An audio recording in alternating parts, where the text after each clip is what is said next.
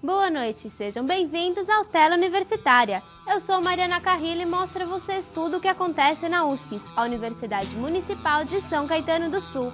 Conheça agora as atrações de hoje. Será que as crianças têm mesmo uma alimentação saudável? Como diz o ditado, o perigo mora onde menos se imagina.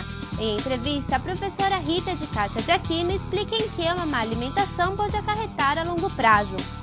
E na hora do financiamento, o que é melhor para o seu bolso? Seguir a tabela Price ou saque? Confira as vantagens e desvantagens de cada uma delas.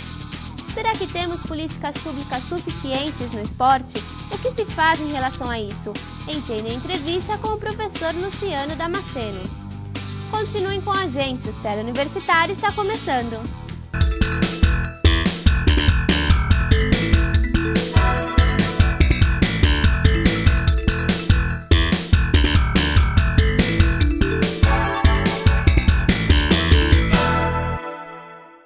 Como ensinar as crianças a comerem bem?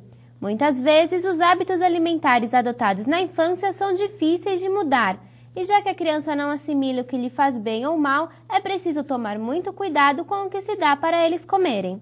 Para falar sobre o assunto, o Tela Universitária trouxe a professora Rita de Cássia de Aquino, doutora em Nutrição e Saúde Pública e professora do curso de Nutrição da USCIS. Boa noite, professora. Boa noite, Mariana. Professora, qual a importância de um bom hábito alimentar na infância? Bom, a importância, como o próprio nome diz, é um hábito. Se é um hábito, ele vai adquirir para que ele mantenha ao longo da vida. O hábito tem esse princípio, essa definição. Então, bons hábitos alimentares na infância significa que a criança tem uma grande probabilidade, isso não é uma certeza, mas ela tem a grande probabilidade de manter isso na vida adulta e adquirir hábitos na infância para que ela promova a saúde sempre. A saúde tem que ser promovida com hábitos que sejam permanentes, não só a médio prazo, a curto prazo, mas a médio e a longo prazo. Uma boa alimentação pode garantir uma qualidade de vida melhor na vida que virá, né? Uhum.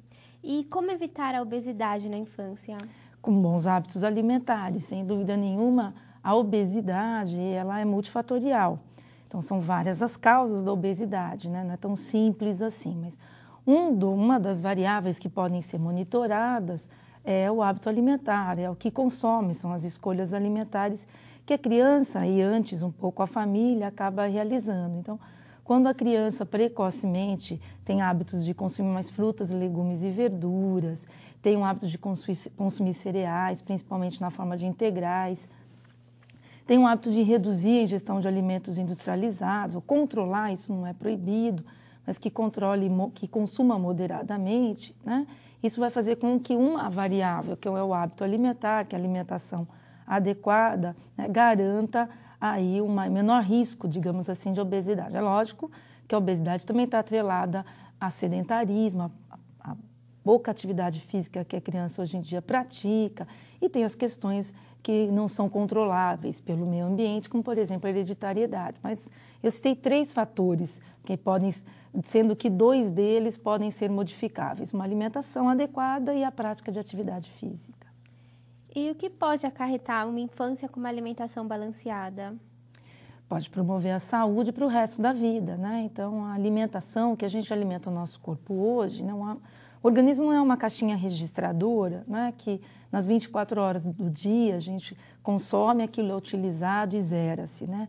Com certeza, cada nutriente consumido adequadamente promove uma saúde da célula. E isso quer dizer que essa célula possa ter uma qualidade melhor e possa se envelhecer com saúde também, e até possa prorrogar aí o envelhecimento. Então, uma alimentação adequada na infância vai ter uma promoção da saúde ao longo da vida. Uhum.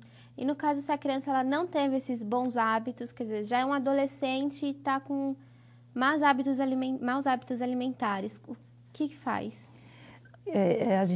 Quanto mais precoce os hábitos serem introduzidos, melhor, né? Mas isso não quer dizer que, se não foi introduzido precocemente, isso pode acarretar algum prejuízo irreversível, de jeito algum. Sempre é hora, né? Se um idoso com 70 anos, 80 anos de idade quiser modificar os hábitos, isso pode promover a saúde dele a partir daquele momento, né? Então, eu acho que a introdução de hábitos alimentares saudáveis, ele pode acontecer em qualquer momento da vida. Quanto mais precoce, melhor. Mas o adolescente não é a melhor época de você introduzir hábitos alimentares, né? Com certeza, é uma época em que ele é muito avesso àquilo que lhe promova a saúde, se seja adequado, isso não só do ponto de vista alimentar, mas de outros comportamentos também, né? Mas a gente deve estar promovendo a saúde em qualquer fase da vida. Qualquer fase da vida vai ser benéfico. Quanto mais precoce, melhor. E no caso de obesidade, qual a forma de tratamento mais adequada para isso? Na infância? Isso, na infância. Na infância, como a obesidade, como eu já disse, é multifatorial, então uma equipe multidisciplinar deve atender para promover saúde em todos os lados possíveis, né? Então, é importante que exista um acompanhamento médico, que exista um acompanhamento nutricional, que exista um acompanhamento de um preparador físico, de um professor da área de saúde, de educação física, né? Porque é muito importante que a criança tenha bons hábitos de atividade física. Isso vai lhe promover saúde e auxiliar na utilização da energia, né? A gente sabe que a ingestão calórica, ela tem que estar atrelada ao gasto. O que o indivíduo consome, ele tem que gastar. Quando ele não gasta, isso em qualquer fase da vida, quando ele não gasta, a tendência é que ele armazene. É esse armazenamento que vai gerar a obesidade. Não tão simplista assim, é lógico que dentro desse contexto, a falta de vitaminas e minerais e outros nutrientes importantes faz com que a obesidade se instale. Mas uma criança, né? Se uma criança, por exemplo, procura a clínica de nutrição do IMES, né? Da USCS, que a gente tem uma clínica que faz atendimento nutricional no Campus 2. Então, se uma criança procura, a gente procura encaminhar para todos os profissionais que possam melhor atender.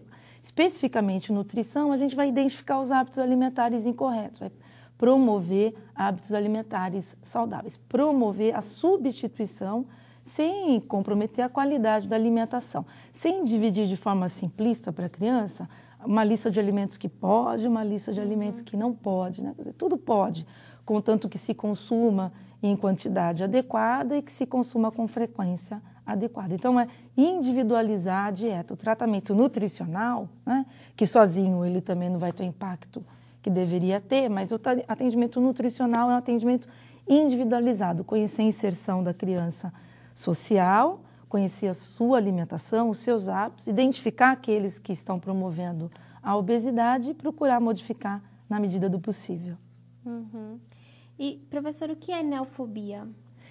Então, é um termo genérico que a gente coloca como a rejeição ao alimento, né? Alguns dizem, do ponto de vista de tradução mesmo da palavra, seria o medo de se alimentar que a criança tem, às vezes, ao que é novo, né? Todo alimento que a gente oferece para a criança, que para ela possa parecer novo, né? Ela tem uma tendência a rejeitar aquele alimento. Então, traduzindo a neofobia, é o medo dos novos alimentos. A criança tem uma tendência, né, de rejeitar alimentos que a gente procura inserir na sua alimentação, né? E aí a gente sabe que isso na criança é importante, isso não quer dizer que se ela rejeitou uma vez, que ela vai rejeitar sempre. Então a gente tem que procurar reapresentar frequentemente o alimento para essa criança, né? Então é essa desculpa que às vezes os pais, principalmente nos mais novinhos, né, apresentam, mas eu tento dar cenoura, eu tento dar beterraba, e verde então, né? Eu tento dar espinafre, eu tento dar brócolis, mas ele rejeita. Então, esse termo genérico, que é a rejeição ao novo, não pode ser identificado como uma desculpa. Ele rejeita o que é novo, então tem que ser oferecido de outras formas. Tem alguns trabalhos que mostram que um alimento, para você ter certeza que a criança não gosta, para você ter certeza que ela nunca vai consumir, ele tem que ser reapresentado no mínimo 11 vezes para a criança, de formas diferentes, em momentos diferentes. Não basta oferecer uma única vez, a criança rejeitar, para você genericamente classificar que ela não vai gostar.